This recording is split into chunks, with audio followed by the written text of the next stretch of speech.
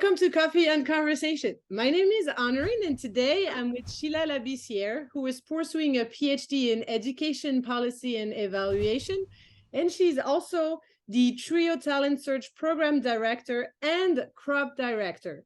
Sheila, thank you for being with me today. Thank you, Honorine. I'm happy to be here. Let's start with an introduction. Yes. So just to give a little bit of background of who I am, I currently serve as the director of two pre-collegiate programs, Trio Talent Search as well as Crop.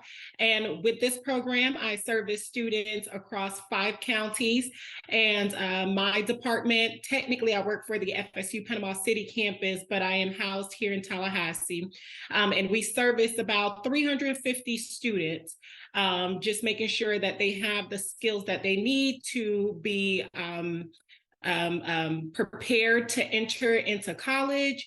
And so we also help them in their journey throughout middle school and high school. I am in my last semester in my doctoral program, and I am super excited. I am tired, but I am super excited.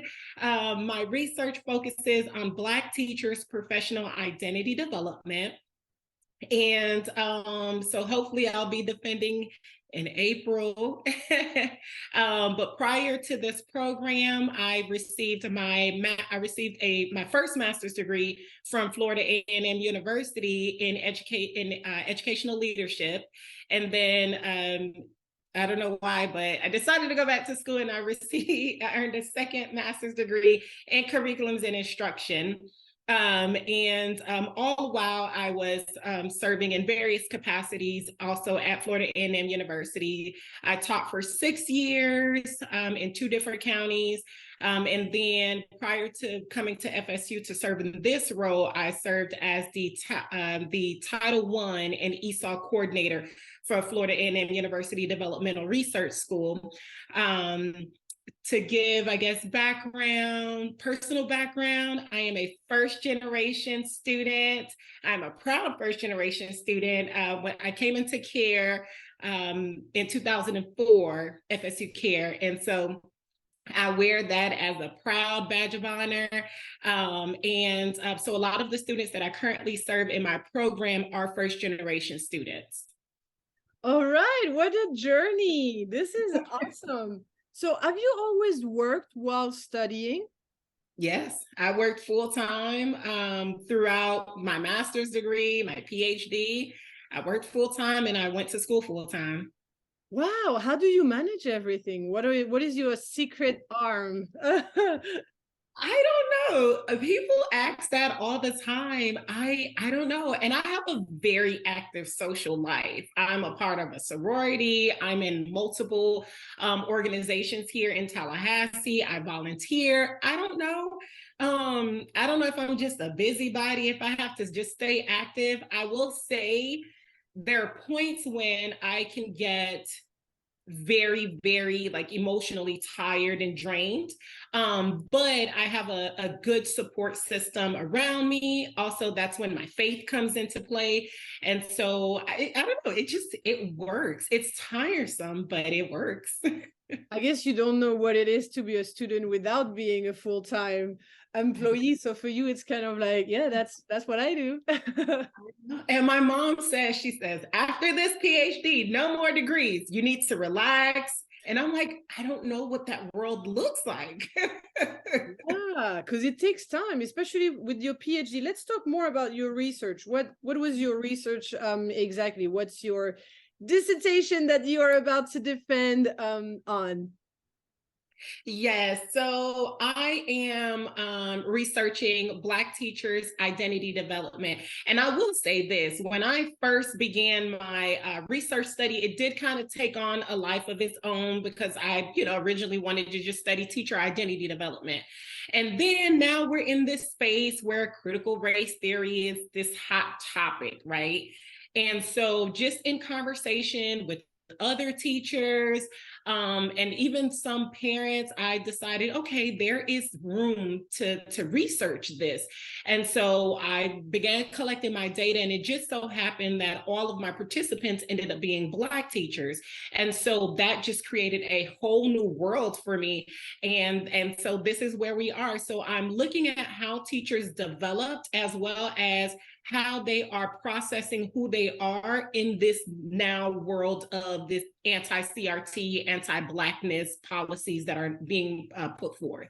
I know it's this, we don't want to talk about it. We don't know if we can talk about it. So it's scary going into it. It's even scary now with all the policies that are coming out. But I really think we have to start putting more research and more thought into this area so that our policymakers can make informed decisions.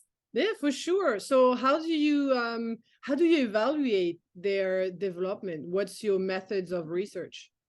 Yeah, so I'm not necessarily evaluating, but more so exploring their perceptions. Okay. And so for a lot of our teachers, they have been mentioning that this policy seems to be racially targeting them. And so I explore those experiences, those stories, and then I also offer counter stories. And so, for example, there's this perception that teachers aren't, going to be ethical enough to be able to teach about race and racism, right? But for a lot of the teachers, they're looking at it as, we went to school, we received the degrees, we attend professional development, we have a love for our students, we have respect for our own profession. And so teachers don't see it as them, indoctrinating their students. And so those are the stories that I try to bring out so that we can create a different narrative. So it's a lot of interviews?